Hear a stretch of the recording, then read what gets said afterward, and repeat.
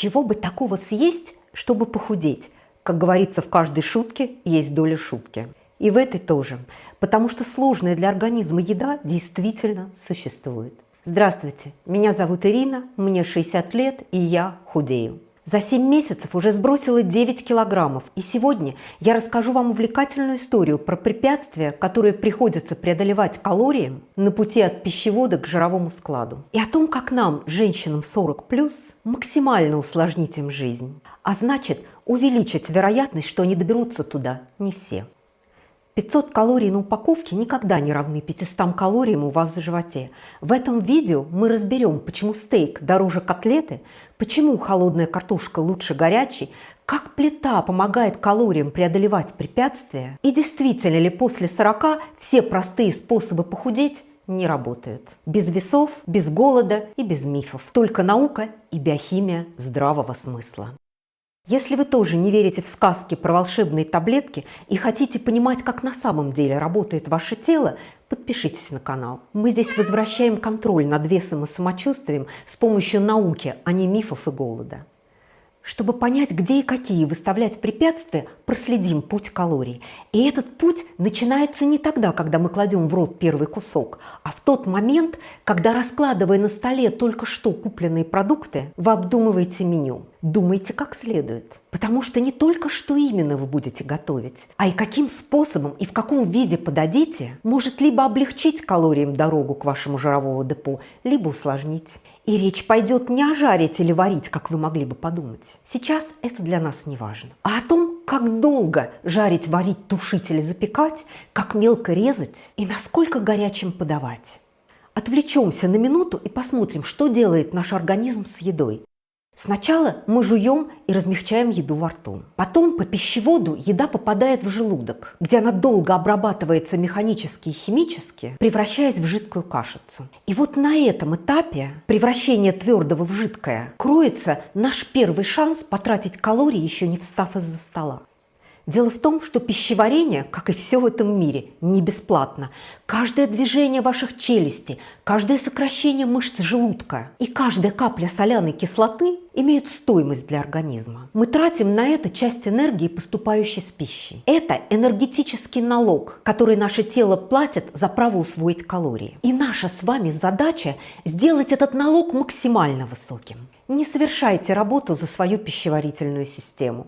Дайте ей потрудиться. Когда вы выбираете цельный кусок мяса вместо нежного фарша или хрустящие овощи вместо овощного смузи, ваши челюсти вынуждены попотеть, измельчая плотные волокна. А желудок работает как мощная бетономешалка. Если же вы кладете в рот кашицу, которую уже пожевал кухонный комбайн или мясорубка, вы дарите своему организму калории с огромной скидкой. Потому что механическая работа уже сделана за него. Чем мельче порезана еда, тем проще организму. Напишите в комментариях, часто ли вы используете фарш вместо цельного куска мяса и блендер для приготовления овощей. На каждом этапе готовки мы облегчаем организму задачу, вместо того, чтобы усложнять. И следующий барьер тоже на кухне. Это плита. Точнее, время, которое еда проводит на плите или в духовке. Как только вы ставите кастрюлю на огонь, начинается первый этап взлома калорий. Плита – это, по сути, внешний желудок. Высокая температура разрушает жесткие клеточные мембраны растений и связки волокон мяса. Чем дольше вы варите, тушите или запекаете продукт, тем больше повышается его биодоступность. И тем легче организму его переварить. Это значит, что вы делаете работу за свой организм. Разваренные до мягкости капуста или макароны перевариваются плитой, а не желудком. В итоге ваше тело получает энергию почти даром. Ему не нужно тратить свои ресурсы на то, чтобы распаковать такую еду. Правило, которое надо взять на вооружение – принцип аль денте. Оставляйте овощи слегка хрустящими, крупы плотными, а макароны чуть недоваренными. Заставьте свой организм включить химические реакции на полную мощность, чтобы добыть энергию из еды самостоятельно. А дальше главный враг нашей талии – картошка. Все знают, хочешь похудеть – исключи крахмалистые овощи из рациона. Я открою вам секрет. Картошка – это двуликий Янус. В одной сырой картофелине скрываются две личности – монстр и вкусный, безопасный гарнир. Монстр просыпается, когда картофель горячий, только что с пылу с жару. В таком виде его крахмал – легкая добыча для ваших ферментов. Дверь открыта настежь. Он быстро разбирается на глюкозу, резко поднимая уровень сахара в крови и вызывая мощный выброс инсулина. Высокий инсулин на время глушит сжигание жира, широко открывает двери в клетке и создает идеальные условия для того, чтобы переизбыток глюкозы был аккуратненько сложен про запас в ваши жировые депо. Но совсем другое дело вчерашний картофель. Картофель, проведший ночь в холодильнике. Монстра больше нет.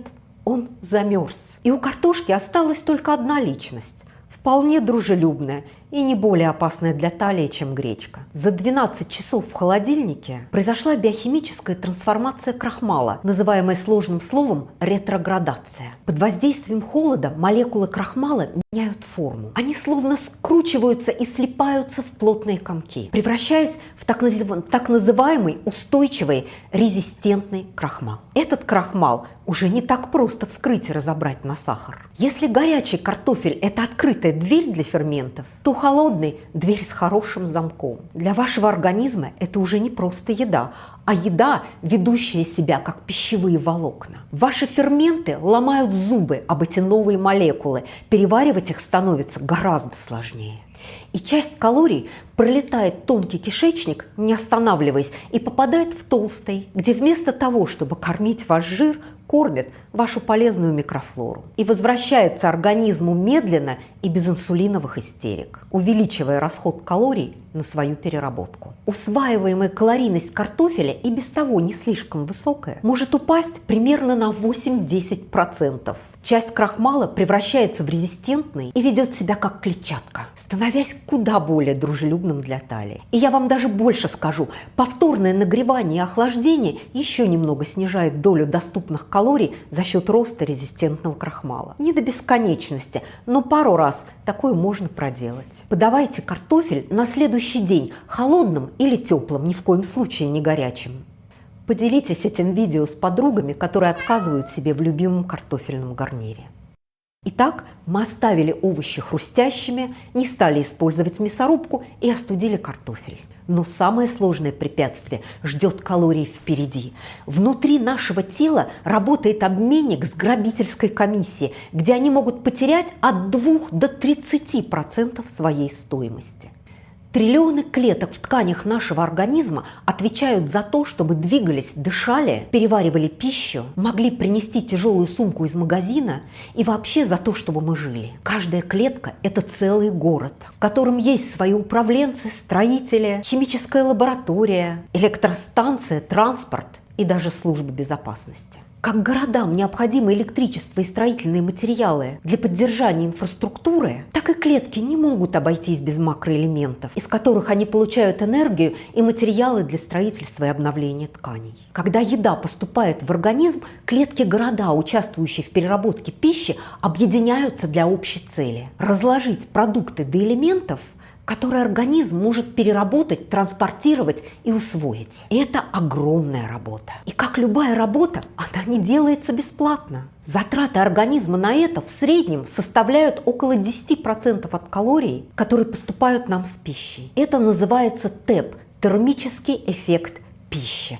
Не будем останавливаться на сложнейших процессах, стоящих за этим термином. Достаточно знать, что примерно 10% дохода организма от еды – это налог. То есть, если вы съели обед в 500 калорий, организм усвоил чистыми примерно 450. Но ключевое и самое важное для нас в контексте нашей истории слово – это в среднем, примерно. И откуда же взялось это среднее? Какой минимум и максимум? И можно ли по максимуму потратить все 500 поступивших калорий, а то и больше, на переработку? Существуют ли продукты с отрицательной калорийностью? Давайте сразу развенчаем миф. Как это не обидно, не существует. Что бы вы ни съели, ТЭП составит только какие-то проценты от съеденного. Но есть и хорошая новость. Разброс может быть велик от 2 до 30%, что довольно существенно, как вы считаете? На переработку некоторых продуктов организм вынужден будет потратить больше, то есть ТЭП увеличится, налог станет прогрессивным. В нашей забавной логике, чем выше налог, тем лучше. Самый дорогой гость, которого с нетерпением ждут ткани нашего организма, и за возможность принять которого организмом платятся действительно крупные суммы, это белок. В норме он почти не откладывается в жировые запасы. Это очень сложно и затратно для организма. Но при определенных условиях он может это делать. Когда вы съели белок, первый и главный вопрос организма – куда его встроить? Если эта метафора с налоговой системой организма помогла вам взглянуть на тарелку иначе, поставьте лайк. Так я буду знать, что формат «просто о сложном» вам заходит. Белки тела постоянно разрушаются и обновляются. Белок из еды разбирается на аминокислоты, без которых не работают ферменты, не обновляются мышцы, не работает иммунитет и не чинятся ткани. Аминокислоты всасываются, перерабатываются в печени и встраиваются в структуру тканей. Азот превращается в мочевину и выводится из организма. ТЭП белка 20-30%, очень высокий, но это еще не все. Основное количество белка идет на строительство тканей, а окисляется, становится энергией, только примерно 30% съеденного. И чем больше у вас мышц, тем больше белка с тарелки идет не в жир и не в энергию, а именно на их строительство и постоянное обновление. Мышцы – это белковый пылесос, который забирает аминокислоты из пищи на свою работу. Так вот он, волшебный золотой ключик. А я-то утверждаю, что не бывает продуктов с отрицательной калорийностью. Я тут доктора слушала недавно. Он так и сказал. Продукт с отрицательной калорийностью, от него невозможно поправиться. И это еще один миф. Поправиться нельзя от сбалансированной диеты, в которой белок составляет примерно четверть тарелки. А если общая калорийность съедаемой вами пищи, даже состоящей преимущественно из белков, выше, чем потраченная вами энергия, лишние белки все равно пойдут в жир. Просто с более высоким налогом. Чудо не случится. Закон сохранения энергии по-прежнему работает, его никто не отменял. Кроме того, не надо забывать, что чистого белка в природе не бывает. Белок всегда идет в одной компании с жиром. Насколько велика эта компания, зависит от продукта. Ну, если только вы не питаетесь чистым протеином из банки. А вывод из всего сказанного мы делаем такой. Если, не уменьшая общую калорийность вашего рациона, заменить часть калорий белком, вашему организму оставится немного меньше материала на жировые запасы, потому что ему придется проделать значительно больше работы. Напишите в комментариях, сколько белка вы едите и в какой форме. Белок – это честный контракт с высоким налогом, в среднем около 20-30%. Но наш мозг – гений экономии. Мы все ищем энергетические скидки. Еду, которая усваивается быстро, дает много удовольствия и не требует времени на переработку. Это эволюционно оправдано, но именно здесь захлопывается ловушка для нашей талии. Если белок – это труднодоступный ресурс, то углеводы – это гибкая валюта. Здесь налог не фиксирован. Он может составлять как ничтожные 2%, так и вполне солидные 10%. Все зависит от того, согласитесь ли вы на легкие деньги или выберете сложный путь. Углеводы углеводам рознь. Рафинированный сахар, выпечка из муки высшего сорта и очищенные пропаренные крупы – это безбилетники, которые умудряются обманывать налоговую. Тортик практически не вводит нас с вами в заблуждение своей этикеткой. Сказано 500 калорий на 100 грамм, так и есть. Ну хорошо, 490. Но вот простые трудяги, сложные углеводы, бобовые, цельнозерновые, крупы, овощи и резистентный крахмал, помните нашу картошку с плохой репутацией, честно заполняют свои налоговые декларации. Их ТЭП 6-10%. Если мы соблюдаем правило не резать мелко, не варить в кашу, значение будет ближе к 10. Но это не все. Резистентный крахмал и клетчатка доходят до толстого кишечника, кормят микробиоту и возвращаются организму с потерями. Кроме того, клетчатка не дает резких пиков инсулина, долго остается в желудке и надолго создает ощущение сытости. То есть из условных 500 полученных калорий мы усвоим примерно 450. Если, конечно, не польем наш салат обильным маслом, которое перечеркнет весь этот замечательный эффект. Потому что калорийность жиров несравнимо выше, чем калорийность овощей, а их биодоступность почти 100%. Особенно если это чистое масло. Так что легкий салатик, весящий 700 калорий, это реальность. Сейчас было бы логичным услышать, что после 40 лет и особенно в период менопаузы к нам приходит инсулинорезистентность и саркопения. Все пропало. Похудеть на дефиците калорий нельзя, все равно превратится в жир. Заканчиваем и идем искать волшебные таблетки, действительно помогающие женщинам в менопаузе, что-нибудь вроде стакана соды на ночь каждый день. И это за сегодня третий миф, который мы развенчиваем. Дефицит калорий по-прежнему работает. Рацион с достаточным количеством белка по-прежнему помогает. Хотя и потеря мышц, и уменьшение чувствительности тканей к инсулину – правда. Но если вы думаете, что вы едите правильно, а вес стоит из-за возраста, то вам сюда. Что является правдой про вес в менопаузе, а что миф, мы разберем в следующем видео. Подписывайтесь, нажимайте на колокольчик, чтобы не пропустить. До свидания.